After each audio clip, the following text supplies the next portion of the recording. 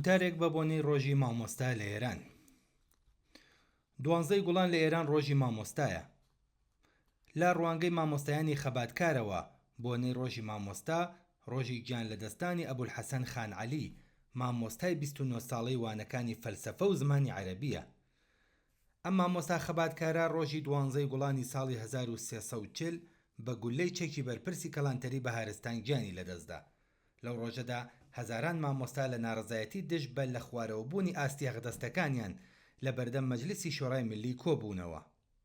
دوا بەدوای ئەم ڕووداوە و بەردەوامی خۆپیشاندان و مانگرتنی مامۆستایان لە ڕۆژەکانی دواتردا هەندێک گۆڕانکاری لە بواری هەغدەستی مامۆستایان بەسەر ڕژیمی شادا سەپێنرا و ڕۆژی 12 گوڵان واتە ڕۆژی کوژرانی خان عەلی وەک ڕۆژی مامۆستا ڕاگەیەندرا.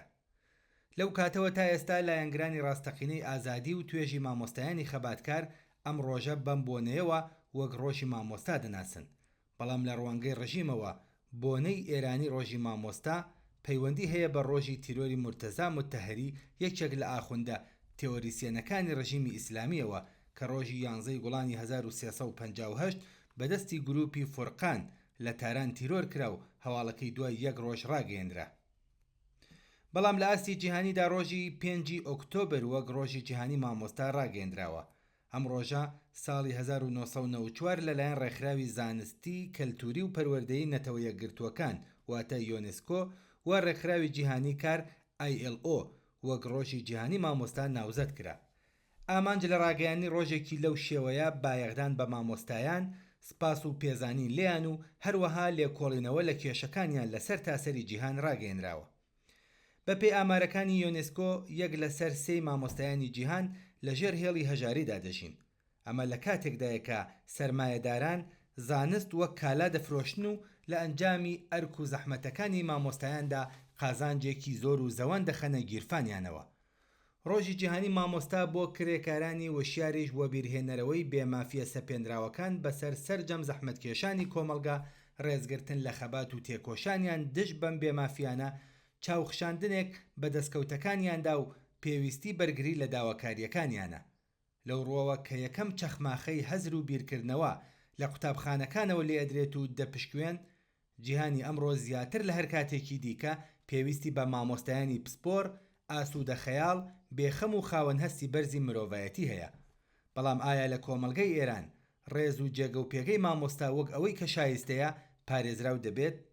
ئایا مامۆستایان کە لە زمرەی توێژە زەحمەتکێشەکانی کۆمەلگان گرنگیەکی ئەوتۆیان پێ ئەدرێت کە بەبێ ئەوەی بیر لە پێداویستیە مادیەکانی ژیان بکەنەوە بپەرژێنە سەر بەهێزکردن و بەرزکردنەوەی ئاستی زانست و زانیاریەکانی خۆیان؟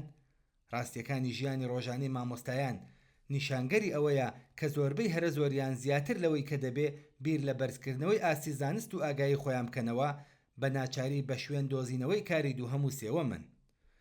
زیاتر لە 3 لەسەر 4 مامۆستایانی ئێران لە ژێر هێڵی هەژاریدا دەژین و ئەوانی دیکەش بە هەموونی پیشەی دووهەم و سێهەم و کەڵگوەرگرتن لە داهاتی هاوسەری بنەماڵەکەیان خۆیان لە ژێر هێڵی هەژاری دەرباز کردووە.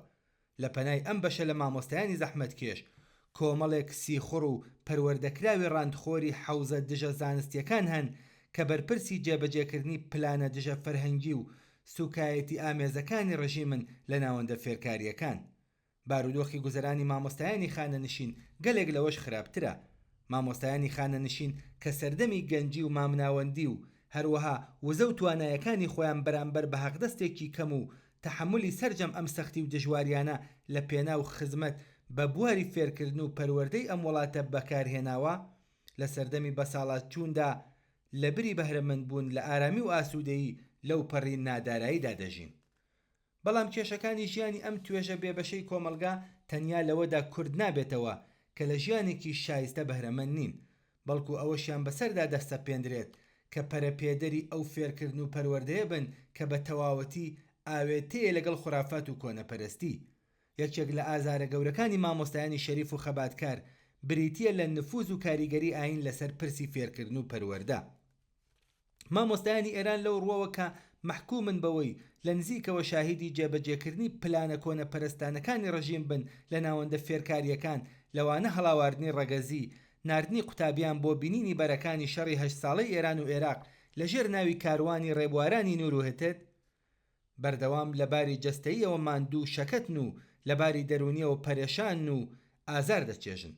مامۆستایانی ئێران خوازیاری زیادکردنی هەغدەستی بەرزتر لە هێڵی هەژاری، بەهرەمەندبوون لە بیمەی کارا، یەکسانکردنی موچەی خانەنشینان و کارمەندان، دابینکردنی گوزەران و گرنگیدان بە پێگەی خانەنشینان بە شێوەیە کە گونجابێت لەگەڵ کەرامەتی ئینسانیان، بەهرەمەندبوونی سەرجەم منداڵان لە خوێندن و پەروەردەی خاوەن کوالیتی و بێبەرامبەر بەتایبەت لە ناوچە بێبەشەکان، ستانداردکردن و دابینکردنی ئەمنیەتی قوتابخانەکان، بەهرەمەندبوونی خوێندکاران لە ئیمکاناتی فەرهەنگی و کات بەسەربردن و هەروەها ڕاگررتنی سیاسەتی بە پارەکردنی خوێندن و کۆتایی هێنان بە پەروەندەسازی و ئەمنیەتیکردنی چالاکی مامۆستایانن. مامۆستایانی زەحمەتکێش و بێبەش لە ئێران لە زمرەی ئەو مرۆڤە شەریفانن کە خاوەنویست و داواکاری دادپەروەرانن و شایستەی بەرفراوانترین و شێلگێرانەترین پشتگرین. کۆماری ئیسلامی لە جیاتی وەڵامدانەوە بە داواکاری ڕەواکانیان بە زیندانیکردن و دەرکردن بەرەو ڕوویان دەبێتەوە. لەگەڵ ئەوەشدا سەرەڕای گوشار و سەدگورگاریەکان خەباتی مامۆستایان لە پێناو وەدی هێنانی داواکاری ڕەوا و دادپەروەرانەکانیان و هەروەها ئازادی هاوکارەکانیان بێپسانەوە بەردەوامە. دەست بەسەرکردن لەسەر کار دەرکردن، دروستکردنی بربەستی پیشەیی و هەتت نەیانتوانیوە مامۆستایان چاوترسێن بکات و هەروەها مەکوورن لەسەر بەدواداچوونی داواکاریەکانیان. ڕۆژی مامۆستا بە هەموو مامۆستایانی خەباتکار، زەحمەتکێش و دڵسۆز پیرۆزبایی دەڵێن و دڵنیاین کە بزوتنەوەی کرێکاری و بزوتنەوەی مامۆستایانی ئێران لە یەک ڕیزی یەکگرتوودا لەگەڵ سەرجەم زەحمەتکێشان و بێبەشان و چەوساوەکانی ئەم کۆمەلگایە سەرنجام بارگە و بنەی ڕژیمی کۆنەپەرست و دژە خەڵکی کۆماری ئیسلامی لە گۆڕەپانی سیاسی ئێران کۆ دەکەنەوە.